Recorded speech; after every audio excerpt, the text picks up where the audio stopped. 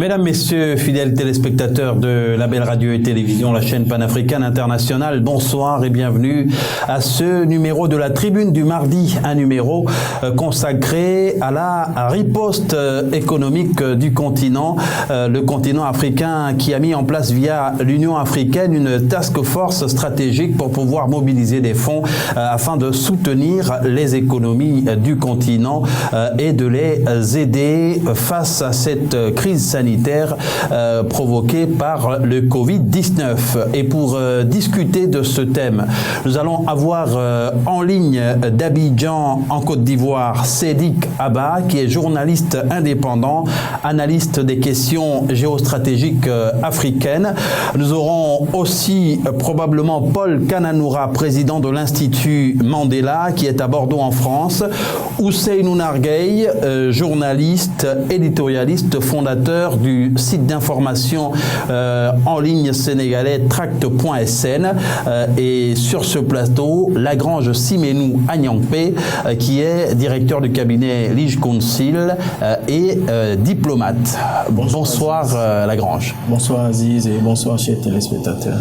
Et pour commencer, nous allons joindre à Abidjan Sédik Abba, nous le disions, qui est journaliste indépendant, analyste des questions géostratégiques africaines. Sédik, la Banque africaine de développement a-t-elle été supplantée par l'Union africaine qui a pris l'initiative de mettre en place cette task force conduite par l'Ivoirien Tidiane Thiam? Non, je pense que l'analyste que je suis constate que chacune des institutions est dans son rôle. La Banque africaine est dans son rôle puisqu'elle n'est pas restée quand même les bras croisés.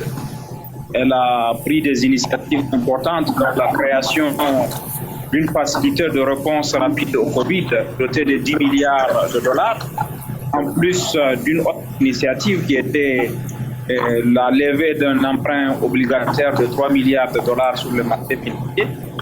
Et elle a aussi pris la décision de donner 2 millions de dollars au bureau OMS. Donc il y a eu des initiatives importantes, courageuses de la part de la Banque africaine de développement, à côté de l'initiative qui a été prise par l'Union africaine de mettre en place la porte, parce que les besoins en financement du continent sont immenses. Donc, aucune des contributions, aucune des initiatives ne doit être écartée. Et moi, je vois plutôt une démarche complémentaire entre ce que l'Union africaine fait, la Banque africaine de développement et les autres institutions sont en train. Et ces fonds qui doivent être mobilisés, ils vont être mobilisés auprès de qui? Puisque les principaux partenaires au développement du continent africain sont actuellement en proie à de grosses difficultés. C'est exact, l'enjeu est important. Il y a aujourd'hui les marges de manœuvre, y compris des pays qui traditionnellement sont les bailleurs de fonds. Ces marges de manœuvre sont réduites parce qu'il y a les urgences nationales, il y a des économies nationales qui doivent être transfusées, il y a les secteurs privés nationaux qui doivent être accompagnés. Mais il reste que sans solidarité internationale, si on fait la réponse à la riposte sans associer l'Afrique, sans venir facilement en aide à l'Afrique, du point de vue global, il n'y aura pas de succès international sans que l'Afrique soit associée. À côté des bailleurs de fonds publics, il y a des institutions privées importantes auprès desquelles l'argent peut être mobilisé. Il y a le secteur privé international qui peut être démarché. Je pense que c'est une des missions de la task force présidée par Habib Thiam et qui comprend Adama Thiam, qui comprend aussi Donald Kabuka et Madame Gozi et puis Provan, l'ancien ministre sud-africain. Donc cette task force va mobiliser, va justement travailler à regarder l'ensemble des financements en dépit de la contrainte, parce que comme je l'ai dit, il est important que les États se surpassent pour accompagner l'Afrique dans sa riposte, parce que si on laisse l'Afrique de côté et qu'on assoit une riposte dans le reste du monde, cette riposte ne sera pas efficace. C'est pour cette raison que le monde entier est embarqué dans le même bateau contre la Covid. Donc, on ne peut laisser personne de côté et les autres pays ont un devoir de solidarité avec l'Afrique pour garantir le succès de la réponse africaine, mais pour garantir le succès de la réponse mondiale, parce que sans l'Afrique, la réponse ne sera pas efficace. Sans l'Afrique, la réponse ne sera pas efficace. Mais avant de passer la parole à Lagrange Siméno Agnangbé Sédic, on note quand même que cette task force a été aussi en partie mobilisée à l'initiative du président français Emmanuel Macron. Oui, Macron a eu des idées qu'il a eues, mais la task force a été mise en place par le président Macron, qui est le président en exercice de l'Union africaine. Le président Macron a eu l'idée qui n'est pas encore acceptée d'effacer une partie de la dette africaine. Pour l'instant, ce qu'on a obtenu, c'est le report du service de la dette. On n'a pas obtenu ce que nous a souhaité et que certains chefs d'État africains comme Macky Sall souhaitaient, qui était de l'annulation très simple de la dette africaine. Donc pour l'instant, si cette task force réussit à trouver les arguments qu'il faut et la proposition technique qu'il faut pour convaincre les pays du G20 notamment d'effacer la dette publique bilatérale et multilatérale africaine, ce serait un succès à mettre à son crédit et ce serait aussi un élément qui pourrait contribuer au succès de la réponse africaine, parce que vous savez que des pays comme le Sahel, le bassin du lac Tchad ou la Côte de l'Afrique ont déjà des urgences sécuritaires, des urgences de développement, et si en plus de cela maintenant on prend de l'argent pour mettre dans la riposte au Covid-19, c'est clair que ce pays serait totalement fragilisé. Sédic Kaba, on vous reprend dans un instant. On rappelle que vous êtes confiné, comme nous d'ailleurs, à Libreville, au Gabon, à Abidjan, en Côte d'Ivoire. Lagrange Siméno Agnangbé, il y a une urgence qui s'ajoute à l'urgence sécuritaire de la plupart des pays du G5 Sahel notamment. C'est la pandémie de Covid-19. Il va falloir trouver donc plus d'argent et c'est peut-être aussi la mission assignée à cette task force dont on a parlé tantôt. Oui, évidemment, il faut déjà saluer cette initiative du président en exercice de l'Union africaine qui a eu l'idée de regrouper 4 intellectuels de haut vol du secteur financier, du secteur économique africain et du monde pour pouvoir mettre en œuvre un certain nombre de dispositifs, pour pouvoir proposer un certain nombre de solutions au fin que l'ensemble des pays africains puissent vraiment mener une riposte convenable à cette pandémie actuelle, en dépit des défis qu'a déjà ces nations-là. Et le cas du G5 Sahel est effectivement particulier dans la mesure où le G5 Sahel était déjà en train de se battre pour avoir assez de financement, aussi bien au niveau régional qu'à l'international, pour pouvoir faire face aux défis sécuritaires auxquels ils sont confrontés depuis un très bon moment. Donc, saluer l'initiative qu'a eu à prendre le président d'exercice de l'Union africaine avec le président de la Commission de l'Union africaine.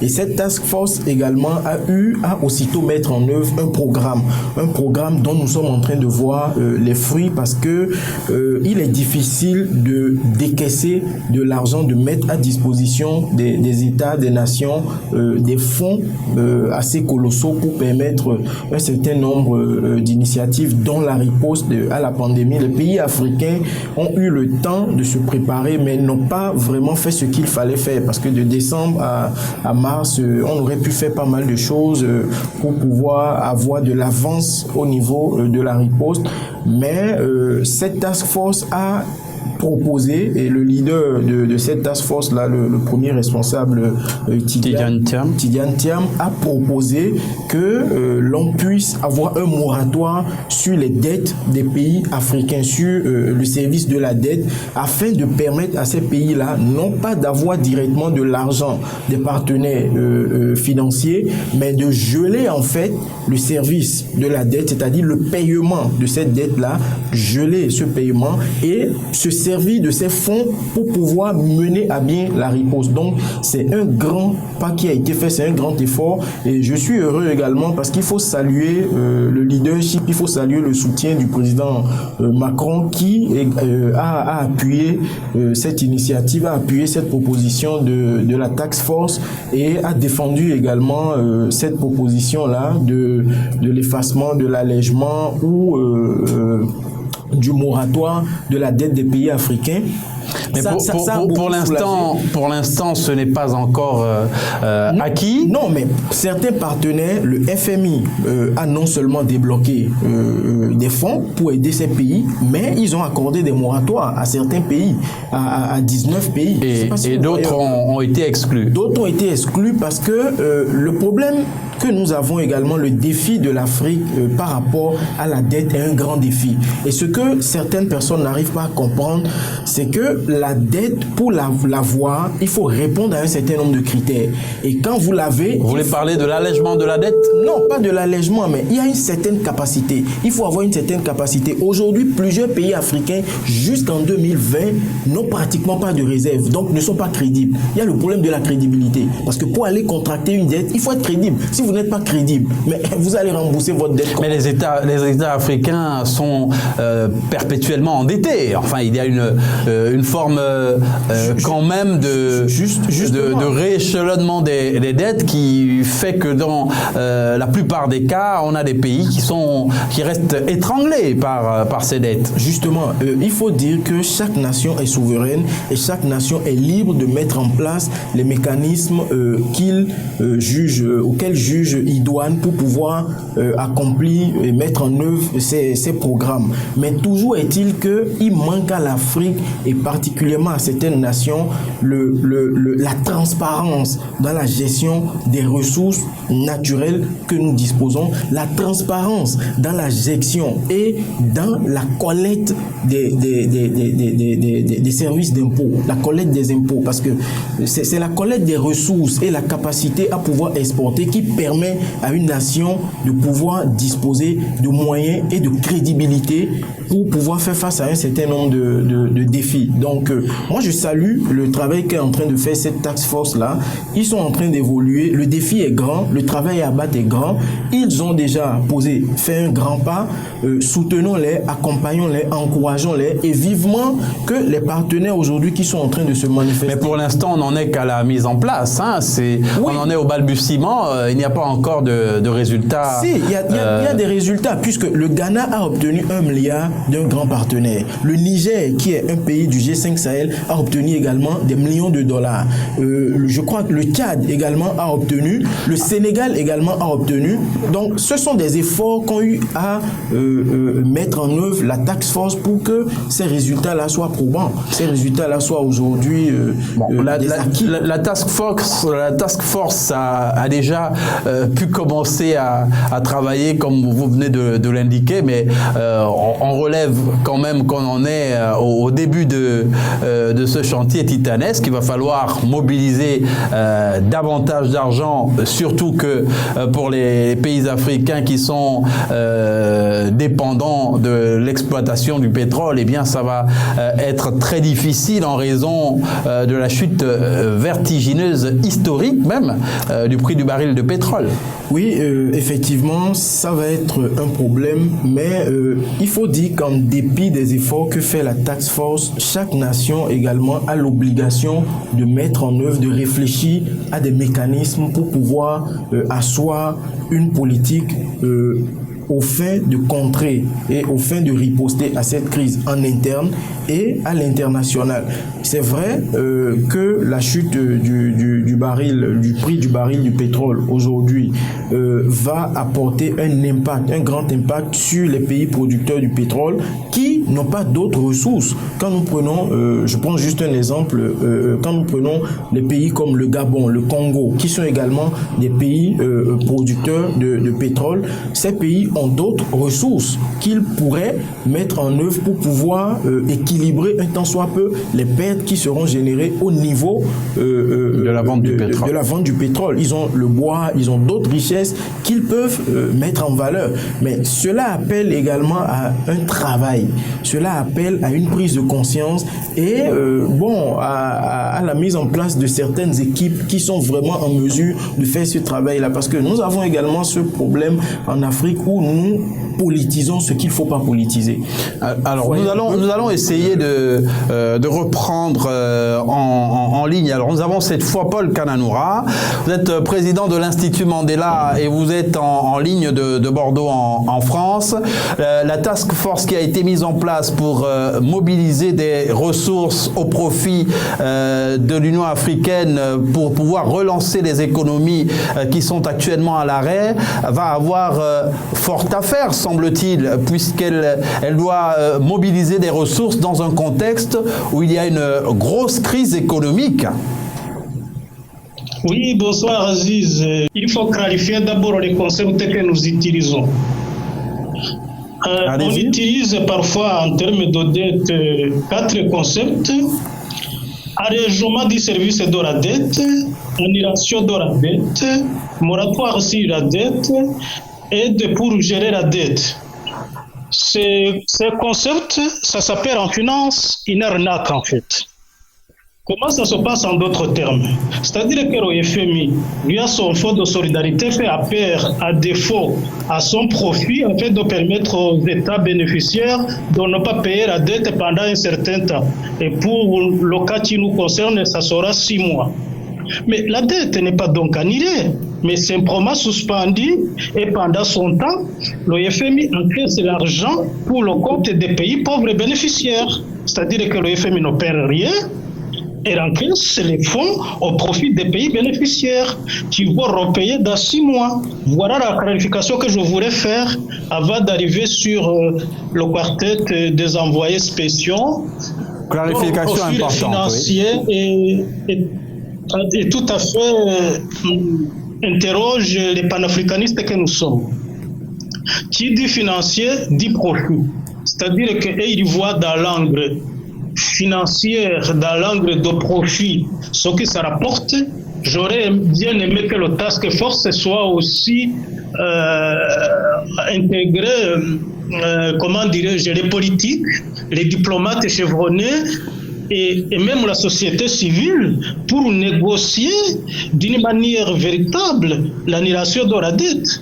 Pas pour mais est-ce que la solution oui. Tout petit peu le palliatif du moratoire, tout en sachant que l'Afrique a déjà payé 3 fois la dette qu'elle doit à l'extérieur. Oui, mais est-ce que la solution serait, de votre point de vue, d'arriver à obtenir une annulation de la dette? Est-ce que c'est réaliste?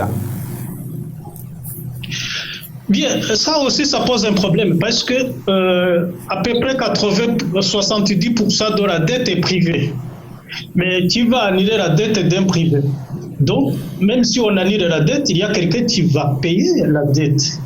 Est-ce que c'est le contribuable européen ou c'est le contribuable africain? Ça, c'est flou. C'est pour cela que je disais que ce soit le terme annulation ou suspension ou moratoire ou allègement de la dette, c'est une arnaque en fait. Parce qu'il y a toujours quelqu'un qui paye derrière. Ça, c'est la première indication. La deuxième indication, c'est que tout simplement, nous n'exerçons pas nos attributs de souveraineté. Pourquoi? Au moment où l'Union africaine, c'est-à-dire au moment où l'Union africaine mettait en place les envoyés spéciaux pour négocier effectivement avec la communauté internationale comment aider l'Afrique à sortir des conséquences économiques du coronavirus, la Banque centrale d'Angleterre décidait d'apporter un financement illimité aux dépenses supplémentaires du gouvernement britannique liées aux conséquences de la pandémie. Donc, vous voyez, c'est-à-dire que nous aussi, au lieu de demander ou de chercher à demander de l'aide, il fallait tout simplement que nous faisions la planche à billets, que nos banques centrales produisent des billets.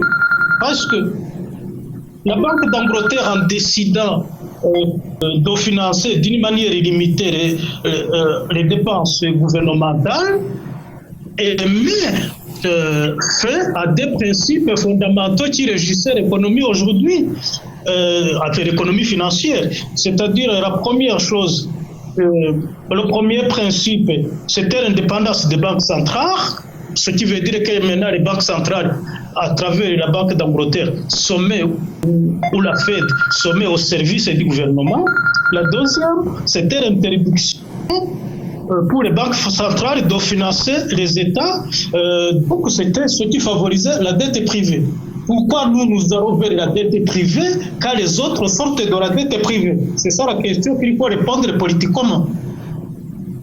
Et justement, comment arriver pour les pays africains à relever le défi, à trouver le juste équilibre lorsqu'on voit ce qu'il se passe, par exemple avec les confinements décidés dans plusieurs pays pour stopper ou enrayer la propagation de la pandémie de Covid-19. Le confinement total en Afrique n'a pas de sens. Parce que tu ne peux pas confiner une population pauvre. Parce qu'ils vivent le jour par la force du travail. C'est impossible. Donc il fallait prendre des mesures, d'une part, soit confiner la zone où il y a foyer d'épidémie et laisser les autres travailler. Et en place, tu mets les mesures comme le port des masques, mais distribuées par l'État, pas acheté par la population, ou bien pour l'entrée des grandes, comme ça, comme le marché, pour que ça puisse fonctionner, mettre des tuneurs de désinfection. Là, c'est plus facile de les obtenir. On les utilise en Turquie, ça coûte moins cher. Donc ça, ce sont des mesures à prendre tout à fait pour contourner le confinement afin de permettre à l'économie de fonctionner, parce que la plupart, c'est une économie informelle, et l'économie informelle ne peut pas subsister sans qu'il y ait un mouvement de population. Les mesures qui sont prises sont des mesures de prévention, semble-t-il. Même si certains cas sont déjà là, ça devrait avoir pour objectif de, comme vous le soulignez tantôt, d'endiguer et de circonscrire les cas qui pourraient contaminer davantage de personnes. Oui, effectivement, les mesures de prévention doivent aussi être en adéquation avec la sociologie économique du pays. On ne peut pas confiner sans aider la population à manger, sans aider la population à subvenir à leurs besoins quotidiens. Donc, c'est impossible. Soit, si vous décidez de confiner, vous décidez l'aide nécessaire à la population pour vivre ce temps de confinement, qui remplace effectivement les forces de travail de tous les jours pour qu'ils puissent vivre. Ça, c'est la première chose. Ou bien, vous mettez l'accent plutôt sur les mesures médicales et à ce moment-là, tu remplaces les mesures de prévention tout en appliquant ces mesures de prévention à un espace restreint. Par exemple, pour le moment, on sait que c'est dans les grandes villes où il y a l'épidémie. Il n'y a pas d'épidémie dans des campagnes. Donc, la plupart des campagnes peuvent continuer à travailler. La plupart des villes de province peuvent continuer à travailler. Dès qu'il y a un cas, c'est là où on voit, même dans les capitales, on peut voir les zones qui sont plus touchées pour les confiner. C'est ce qu'on appelle le confinement zonal, en fait. On fait un confinement zonal, mais on laisse les autres un peu vaquer dans les activités. Surtout que les pays comme le Bénin ou le Burundi, où il n'y a pas le confinement, ils ne sont pas plus atteints que les autres. Le Burundi avait pris des mesures dès le départ d'isoler, c'est-à-dire de mettre en quarantaine les gens qui venaient des pays contaminés. On les gardait dans des hôtels, dès l'aéroport, on les amenait dans des hôtels pour les confiner pendant 14 jours. Et je crois que c'est la démarche également adoptée par plusieurs pays. Paul Kananoura, on vous reprend dans un instant. Nous allons cette fois avoir, avant de continuer sur ce plateau avec la Grange Sibenoua Nyangpé, Martial Bissog qui est en ligne de Paris. Il n'était pas confirmé, mais nous avons finalement pu l'avoir. Martial Bissog est journaliste, docteur en sciences politiques et fondateur de l'Académie de la vie augmentée Akeva. Martial Bissog, bonsoir. Déjà, bonjour à vous, Aziz, et à toute l'équipe technique, Ilmangué. Bonjour à tout le staff administratif de la BLTV. Bonjour à tout le peuple gabonais. Alors, la Task Force et l'Union africaine, je ne suis pas dans la démarche de contester les bonnes initiatives, mais rappelez-vous qu'il y a quelques semaines ici, on a dit finalement qu'il y a beaucoup d'agitation pour rien autour de ce coronavirus, surtout en Afrique. La sanction allait plus être économique qu'autre chose. Et aujourd'hui, on doit se dire quel énorme gâchis, quelle perte énorme, quelle déstructuration de l'économie pour si peu. On ne peut pas parler de pandémie en Afrique quand il y a, j'ai écouté l'intervenant tout à l'heure, et les bilans sont là. Les pays les plus touchés sont l'Afrique du Sud et le Cameroun, et dans une moindre mesure le Maroc, et on n'a même pas atteint 20 morts. Donc, je ne sous-estime pas un mort de trop et un mort de plus, mais par rapport à la tension économique sur nos économies faibles, c'est extrêmement déstructurateur et c'est le sommet de l'amateurisme de l'économie africaine et des leaders. On n'avait pas à prendre des mesures infernales qui allaient mettre à mal notre tissu économique embryonnaire et informel. Ce n'est pas parce que l'Occident a dit coronavirus que les éléphants tremblent en Afrique. Les herbes bougent aux États-Unis, les éléphants commencent à maigrir au Gabon. Les léopards commencent à perdre ses crocs. Alors que le problème aujourd'hui, non seulement il est sanitaire aux États-Unis ou en Europe, ici en France, en Italie et même en Chine, mais il faut avouer que ça a permis cette crise de restructurer les économies. La France est en train de renationaliser ses entreprises. L'Allemagne a fait rapatrier par de cerveaux entiers toutes ses usines en Chine et partout pour relancer la production locale. Mais l'Afrique devait plutôt se servir de ce corona pour faire un jeûne spirituel, un jeûne politique, un jeûne économique pour repenser sa politique économique et sa réindustrialisation ou son industrialisation pour fabriquer elle-même ses propres choses, ses propres outils de production. Or, le confinement est plutôt venu anéantir les petites idées et les petits efforts que les États essaient de faire pour maintenir une économie. Donc, l'Union africaine ne peut pas décréter des mesures valables parce qu'on ne sait pas exactement ce qui se passe avec le bilan santé complètement sur le terrain. Le Gabon n'a pas de corona. Je ne nie pas qu'il y a quelques cas, on était à 19 cas ou je ne sais pas combien. Non, là, il y a 120. Il y a 120 cas à ce jour. Et combien de décès? Un décès pour 7 guérisons, pour l'instant. Vous allez enfermer tout un pays en prison pour un décès sans vouloir minimiser la vie humaine? Est-ce qu'on imagine les conséquences d'un aéroport fermé de Libreville? L'aéroport Léon va fermer même pendant un jour. Vous pouvez imaginer les pertes? Vous pouvez imaginer les pertes du port de Port-Gentil ou de Libreville pendant une journée? Qui va rembourser? Qui va payer les Gabonais? Qui va remettre l'emploi? Qui va financer? Et c'est pour ça que la France a parlé de dette, d'annulation et de moratoire, mais en réalité, c'est une escroquerie mentale aussi.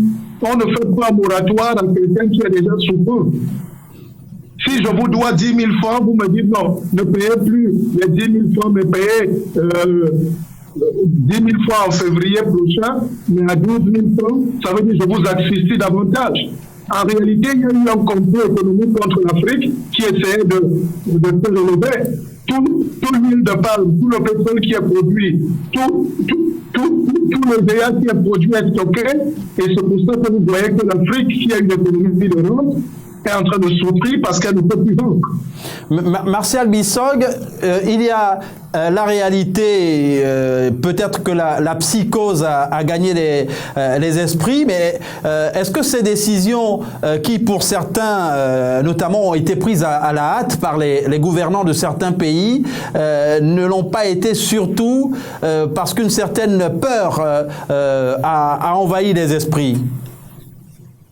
Mais justement, vous parlez de peur, mon cher Adi. L'Afrique a un problème de complexe congénitalo-mental.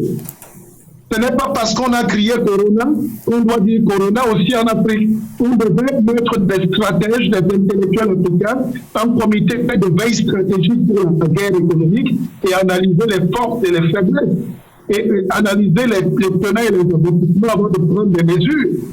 Si vous confinez un pays économiquement fragile, ça veut dire que vous avez un plan de l'assistier et ce qui va arriver, c'est qu'il risque d'avoir d'évaluation de la monnaie, il risque d'avoir des licenciements par centaines de milliers, il risque d'avoir une crise sociale et qui va trouver une crise politique partout en Afrique, et puis peut-être ça le but visé.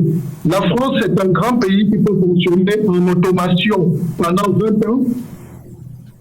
Les États-Unis ont profité pour nettoyer General Motors. Toutes les grandes usines ont été appelées à renouveler l'appareil de production. Il faut savoir qu'on est en train de basculer dans le 3e millénaire de la génétique. Ça s'appelle le biomimétisme. On est dans la biomédecine. On est passé dans autre chose. Ils sont en train d'expérimenter un système de société où la machine va commander presque tout de A à Z. C'est pas nouveau, mais aujourd'hui, ils sont en train d'aller plus loin. Ça veut dire que, je vais prendre le cas de la France. Vous avez 30% de retraités qui sont inactifs déjà. Vous avez 10% de chômeurs en France. Ça fait que même quand la France se tourne en plein régime, 40% de la population ne tourne pas, est confinée. Parce qu'il y a un surplus de la machine qui remplace l'homme. Mais dans nos pays où la maman de Wellington doit venir avec des légumes, son matabo à Libreville, comment vous voulez que l'homme qui est partout présent dans la chaîne économique d'un pays soit confiné alors qu'il cherche la survie? Ça devrait être une occasion justement pour les économies africaines et pour les intellectuels. Nous, on est en train de divaguer à Paris comme du gaz carbonique. Notre place, c'est à Libreville, auprès des chefs d'État, auprès de cabinets, pour essayer de réfléchir sur comment reproduire l'économie du succès et du bien-être pour les Africains en général. Oui, votre contribution est d'ailleurs appréciée. Les contributions des intellectuels africains sont appréciées, mais bon... il y aura certainement un cadre plus approprié pour prendre en compte vos propositions, mais il faut gérer l'urgence. Martial Bissog, comment se font cette task force qui est mise en place aujourd'hui? Va-t-elle pouvoir être utile pour une relance effective et efficiente des économies africaines actuellement à l'arrêt? Mais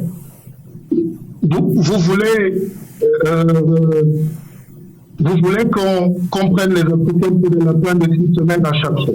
Pas du tout. Le PIB n'a pas encore une économie. Je vous rappelle que pour parler de la notion d'économie, il y a 2 volets. Il y a le volet monétaire et le volet budgétaire. Très bien. Mais ce sont des économies en construction, en devenir.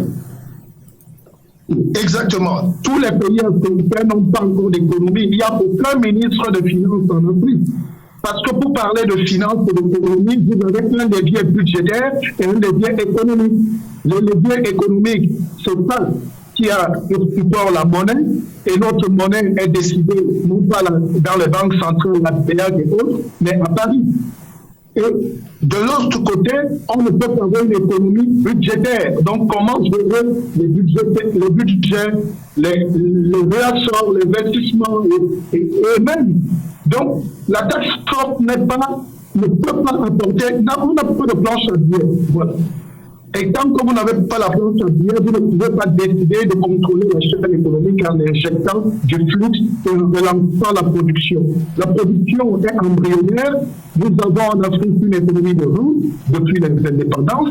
Donc, il faut justement penser à la transformation de la production qualitative de notre propre économie et qui a un impact sur la population. Lagrange Chimeno Anyangpe, Martial Bissog, on vous reprendra certainement avant la fin de l'émission. Lagrange Chimeno Anyangpe, on a suivi Martial Bissog qui a développé bien sûr les raisons pour lesquelles la task force de l'Union africaine va avoir beaucoup de mal. Nous avons des économies effectivement qui sont en construction, qui n'ont pas encore commencé à fonctionner sur des bases solides. Effectivement, je partage les avis de Martial Bissog et de Paul Kananoura parce que, vous savez, nous avons beaucoup de défis en Afrique et lorsque cette pandémie faisait des dégâts à l'étranger, comme nous le disions, depuis à l'extérieur, hors de l'Afrique, nous n'avons pas pu bénéficier de ce laps de temps, de latence, si je peux l'appeler ainsi, pour pouvoir nous organiser convenablement à une riposte. La task force sera limitée, sinon même qu'elle est limitée dans ce qu'elle aura à faire. Nous avons vu déjà un grand pas qui a été fait, c'est-à-dire mener des réflexions pour l'allègement ou pour l'effacement de la dette africaine. Mais reconnaissons que ce sont des solutions communes. Ces solutions que la task force est en train de proposer constituent des solutions communes. Or, chaque pays a ses réalités. Quand nous prenons un pays comme le Tchad, lorsque nous prenons un pays comme la Côte d'Ivoire, ces deux pays n'ont pas les mêmes réalités. Et ces deux pays ne sont pas appelés à riposter de la même manière que d'autres pays. Ils ont chacun les réalités auxquelles ils sont appelés à faire face. Ce qui voudra dire que le travail que fait la task force va leur apporter un plus parce qu'ils auraient certainement un allègement ou un moratoire, oui, mais il faudrait que ces pays mettent en place aussi des mécanismes pour pouvoir jouir de ce privilège-là. Parce que pour jouir de cela également, il faut asseoir des mécanismes au niveau interne, pas de façon collective. La task force va faire le travail collectif pour apporter un certain nombre de privilèges. Mais dans le même temps, si on vous dit qu'on vous donne un moratoire, comme c'est le cas pour certains pays, pour 6 mois, et que pendant ces 6 mois, vous prenez les recettes, c'est-à-dire le service de la dette qui devait aller à vos créanciers, vous le prenez et que vous n'affrontez pas la crise à laquelle vous êtes en train de faire face, c'est déjà un problème. Deuxièmement, si vous prenez ce fonds et que vous le gérez mal, ça voudra dire que le travail de la task force, le travail que la task force de l'Union africaine aurait eu à faire ne vous aurait pas été bénéfique.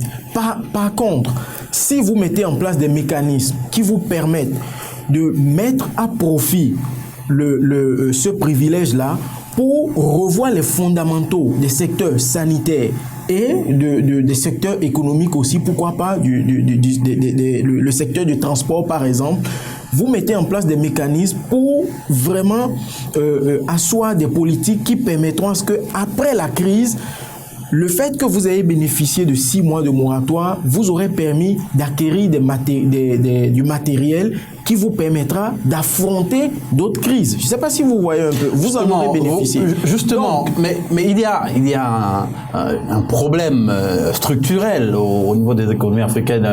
Martial Bissog a évoqué tantôt l'absence de planche à billets, par exemple au niveau de la task force. Il y aura de belles prévisions, mais qu'est-ce que ça pourra donner à terme, puisque finalement, il faudra aussi l'implication des différents pays et des efforts au niveau de ces pays-là avant d'escompter des résultats sur le plan africain. Oui, vous savez, une chose est certaine. les pays, lorsqu'ils vont pour négocier leurs dettes ou lorsqu'ils vont contracter des dettes, ils ne sollicitent pas l'Union africaine. Je ne sais pas si vous voyez un peu. Ils le font individuellement. Ils le font individuellement. Absolument. Ils le font individuellement. Donc, toujours est-il que chacun, au nom de sa souveraineté, disposera des marges de manœuvre requises et aura à mettre en place des mécanismes qui lui seront propres, mais qui ne lui seraient peut-être pas bénéfiques. C'est là que ce serait vraiment dommage, parce que la task force aurait travaillé certainement en vain pour ces populations-là. Et nous allons essayer de joindre à Dakar Ousseynou Nargueil. Ousseynou Nargueil, bonsoir. Bonsoir, Aziz Tchandé. Alors, la task force africaine qui vient d'être mise en place est critiquée par certains, ou bien elle constitue pour beaucoup d'autres une curiosité. Vous la voyez comme une curiosité, Ousseynou Nargueil de Dakar ? Je crois effectivement que la task force d'envoyés spéciaux qui a été mise en place par l'Union africaine et son secrétaire général, le Tchadien Mahamat. Moussa Faki Mahamat, oui. Tout à fait. Tidiane Thiam, pour ne pas le nommer, qui est quelque part la tête de proue de cette task force de l'Union africaine spéciale Covid-19, eh bien, je pense que il a péché par tropisme d'anciens banquiers qu'il reste tout de même. C'est un financier qui, de mon point de vue, a plus regardé les intérêts du bailleur que les intérêts des demandeurs que sont les pays africains. Parce que quand Tidiane Thiam, je l'ai entendu sur une antenne internationale autre que la vôtre, dit que ce moratoire qui est accordé aux pays africains va leur proposer de disposer immédiatement de ressources disponibles, eh bien ces ressources-là ne sont pas disponibles parce que les trésors publics africains n'ont pas des coffres forts dans lesquels ils gardent de l'argent. Ce sont des États qui perçoivent de l'argent sur la base de la TVA qui est reversée, sur la base des impôts et taxes, des droits de douane. Et quand on sait que les aéroports africains sont fermés depuis plus d'un mois, que les ports ne fonctionnent pas, ces impôts en question, qui sont les vaches à lait de nos pays africains, eh bien, ne sont pas disponibles. Donc, il n'y a pas de ressources disponibles pour la riposte économique au Covid-19 par les pays africains, si tant est-il que la solidarité internationale et, osons le dire, la générosité internationale ne joue pas en direction des États africains. Donc, je pense au final que cette task force mise en place par l'Union africaine, qui contient, outre Tidiane Thiam, Trevor Manuel, ancien ministre de l'économie sud-africain, le très peu loquace désormais président sud-africain Thabo Mbeki, et également l'ancienne ministre nigériane Ngozi Okonjo. Eh bien, je pense qu'on a fait plus dans du name dropping que dans le choix de personnalités africaines à même de défendre la cause africaine et d'obtenir des résultats concrets. J'aurais été, par exemple, plus confiant et plus séduit si quelqu'un comme Carlos Lopez, qui développe des idées innovantes depuis plusieurs années, le patron de la Commission économique africaine, avait été impliqué dans cette task force de l'Union africaine. Ousseynou Nargueil, vous considérez qu'il y a un problème de casting ?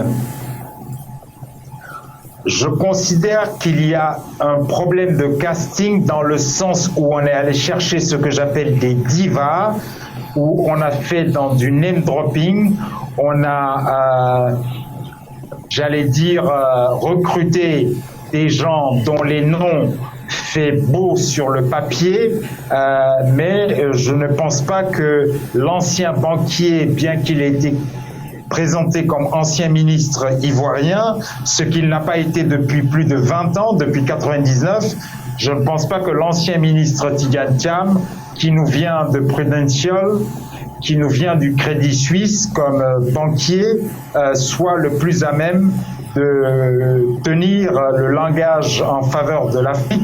Ce qu'il sait tenir, c'est un langage de banquier, mais quand on sait trop tenir le langage des banquiers, le risque c'est qu'on finisse par se rendre aux arguments des banquiers plutôt que de défendre les prérogatives et les intérêts de ceux qui sont vos mandataires.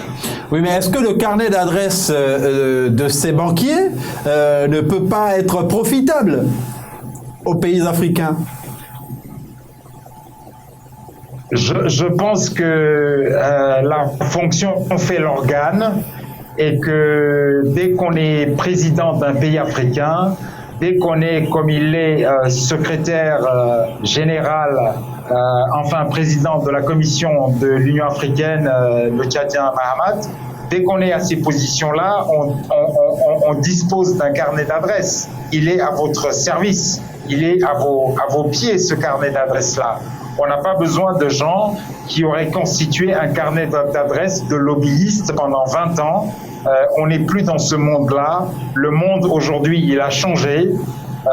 On est dans un monde de la connexion immédiate et facilitée par la transparence finalement qui est donnée par le monde globalisé où nous vivons, où tout le monde est à portée de tweets, où il m'est possible aujourd'hui, moi à partir de Dakar, d'envoyer un tweet au maître du monde libre, ou supposait-elle, qui est Donald Trump, simplement parce que je dispose de son adresse Twitter. Donc je ne pense pas que la question du carnet d'adresse se pose, et je crois que ce serait faire injure à nos chefs d'État africains, au président de l'Union africaine, qui est le sud-africain, le président sud-africain Cyril Ramaphosa, de penser qu'eux-mêmes ne disposent pas du carnet d'adresse en direction de ces leaders du G20. Alors, Ousseynou Nargueï vient de soulever la question du casting, hein, qui, de son point de vue, a été raté.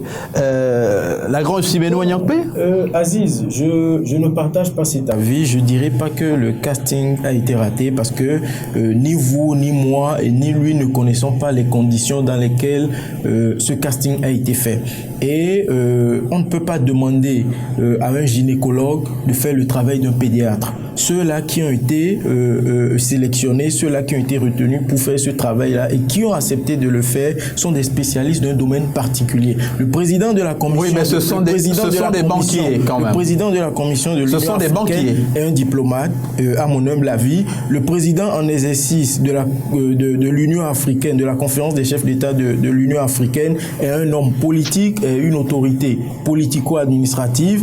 Et je comprends qu'ils aient eu à faire un casting qui ait donné ce que nous voyons là, ils ont voulu confier aux spécialistes du domaine le travail qu'ils estiment. Vous considérez qu'ils ont accepté de rendre service à l'Afrique? Ils ont accepté de rendre service à l'Afrique. Ousseynou Nargueï. C'est mon avis. Ousseynou Nargueï, pour réagir, puisque nous sommes dans les 5 dernières minutes de l'émission, nous avons une Dream Team qui a finalement consenti à perdre des avantages pour se mettre au service de l'Afrique, pensez-vous? Non, je ne pense pas, parce que déjà la tête de proue de cette Dream Team, ou supposait-elle, Tidjane Thiam, est plutôt en recherche d'un poste, d'une position de chute, après avoir été évincé du Crédit Suisse. Donc il est sans emploi, donc je ne pense pas qu'il soit en situation de refuser l'offre de l'Union africaine qui déjà l'expose à des employeurs potentiels, pour autant qu'il ne soit pas tenté d'aller se lancer dans le bourbier de l'élection présidentielle ivoirienne, ce que je lui déconseille fortement, bien qu'il soit ivoirien. Mais parlant de nationalité, il n'en est pas moins français, et je pense que là aussi, certains pourront argumenter et objecter que envoyer le franco-ivoirien Tidjane Thiam à la tête de la task force aux puissances occidentales est un atout, mais je crois que on aurait pu envoyer des personnes non détentrices de plusieurs nationalités et surtout pas de la nationalité d'un des pays auprès desquels ils vont demander quelque chose pour d'autres pays qui sont les pays africains. Je crois qu'il y a là un conflit d'intérêts.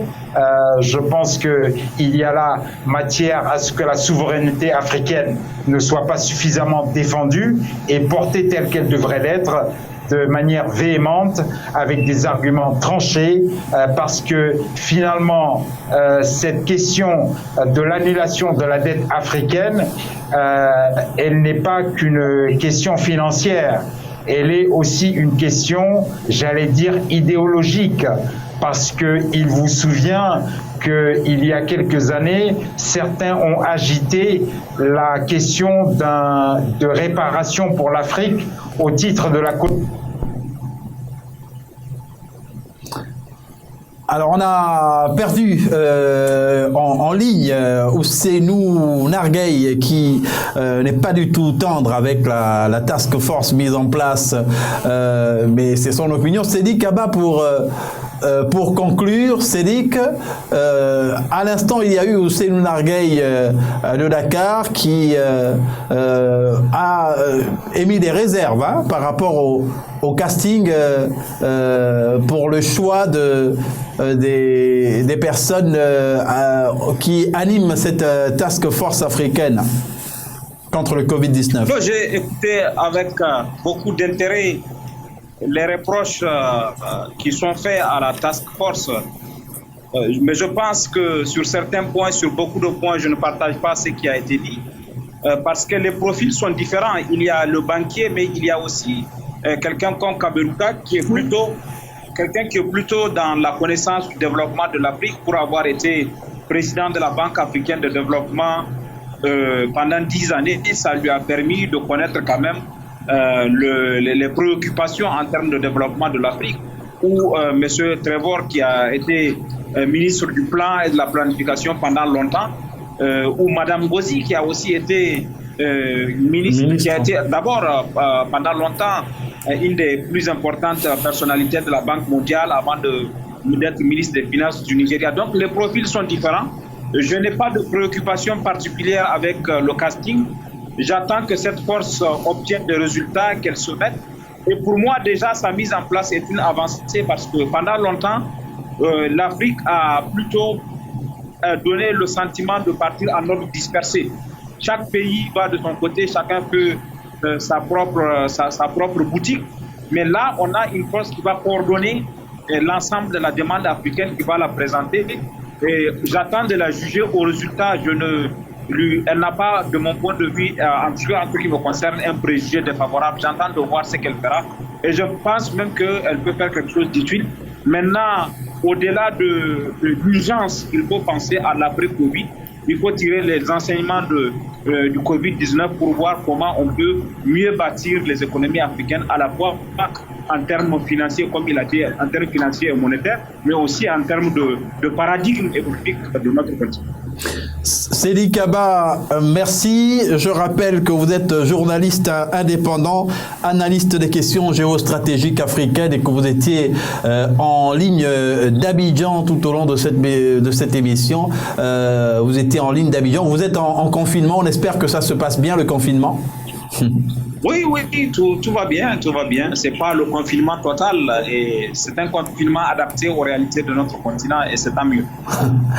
Merci beaucoup, Sédik Kaba. On espère vous avoir à nouveau pour une autre émission, un autre numéro.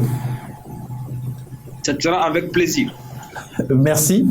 Et Lagrange Simenou Agnankpe, qui est directeur du cabinet Elite Council, diplomate et également chroniqueur dans cette émission. Lagrange, le mot de fin? Je vous remercie. Je dis merci à tous ceux et à toutes celles qui travaillent afin que l'Afrique puisse véritablement riposter face à cette crise. Et les populations africaines attendent beaucoup de leurs dirigeants et vivement que cette situation situation nous amène à prendre réellement conscience de nos réalités et à reposer les fondamentaux, sinon à refonder les piliers de nos secteurs, aussi bien sanitaires, économiques, éducatifs et autres. C'est mon plus grand souhait, que nous puissions, nos États, nos autorités politico-administratives puissent vraiment mettre en place des mécanismes qui permettront de mieux prévenir et de faire plus de prévisions par rapport à certaines situations qui pourraient se présenter. Que le politique ne soit pas tout le temps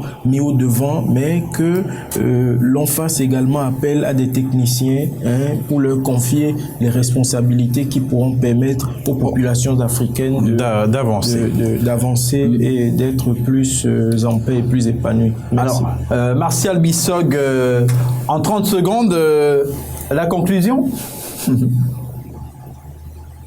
Il me revient toujours, il me faut toujours l'honneur d'avoir les 5 dernières secondes. Mais je vous rappelle que il y avait un joueur gabonais qui s'appelait Régis Manon, qui marquait souvent à la 91e minute. Alors, ce que je voulais dire... Effectivement, Régis Manon, feu Régis Manon, excellent attaquant. Hein. Exactement. C'est la Zingo du Gabon. Alors, donc, dès que j'ai déjà fini mes 30 secondes, je prends 30 secondes pour témoigner pour dire que c'est vraiment ce confinement devait être un moment où tout le peuple africain allait faire une sorte de boga généralisé, mental, pour défragmenter notre disque dur. Parce que ça nous donne l'occasion de repurifier la terre, de repurifier la terre de nos ancêtres, de nous réconcilier avec notre moi, avec la masse. Les Sud-Africains, et c'est ce que Mandela expliquait, ont développé ce qu'on appelle l'Ubuntu. C'est-à-dire, je ne suis pas bien tant que tu n'es pas bien. C'était le haut niveau de la pensée socialiste. Aujourd'hui, on parle de Marx et tout ça, de Karl Marx, mais les vrais penseurs de la sociologie comme idéal de vie et idéal de gestion des hommes, c'est cette culture africaine. Alors, on doit repenser l'économie africaine pour aujourd'hui adapter l'évolution du monde à nos exigences. Vous parliez tout à l'heure de la taxe force de la Banque mondiale, de la réputation, on entend taxe force partout. Pourquoi une taxe force? Pourquoi ça ne peut pas marcher? Parce que simplement, si vous injectez par exemple dans l'économie du Gabon 200 milliards tout de suite, les 200 milliards vont repartir en Europe ou en Chine pour acheter les cure-dents, les slips, les serviettes hygiéniques, les savons de toilette. Donc l'économie, c'est la capacité de gérer la maison. Et la finance, c'est la capacité de multiplier l'argent par l'échange, par le troc, par le forex, par les devises. Alors, on ne peut pas relancer l'économie quand il y a un système de tonneaux de Danaïdes. C'est pour ça qu'il faut qu'on repense à l'intelligence africaine, qu'on retrouve une certaine fierté à dire qu'on produit ce qu'on mange et on mange.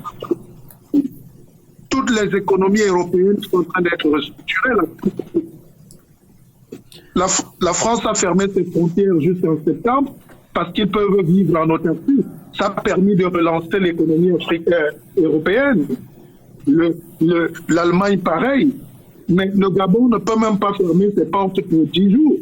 Le Cameroun, pareil. Le Congo, pareil. En tout cas, merci. On rappelle, Martial Bissog, que vous êtes journaliste, docteur en sciences politiques et fondateur de l'Académie de la vie augmentée à Keoa. Vous étiez en ligne de Paris, vous vivez bien votre confinement. Également, nous aurons beaucoup de plaisir à vous retrouver cette fois mardi prochain pour un échange un peu plus long parce qu'on vous a pris en cours d'émission. Merci de votre disponibilité en tout cas. J'attends l'émission en ligne. Les gens ont beaucoup apprécié votre plateau et je partagerai aussi.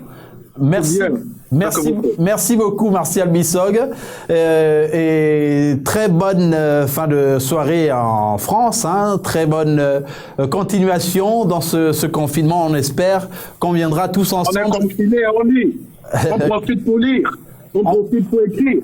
Absolument, on espère qu'on viendra à bout. qu'on viendra à bout tous ensemble grâce à Dieu bien sûr, de cette épidémie de Covid-19. Merci à tous les participants, à Paul Kananoura, à Ousseynou Nargueil et bien sûr à toutes les équipes techniques qui ont permis de réaliser cette émission. Très bonne suite de programmes sur la Belle Radio et Télévision, votre chaîne panafricaine internationale.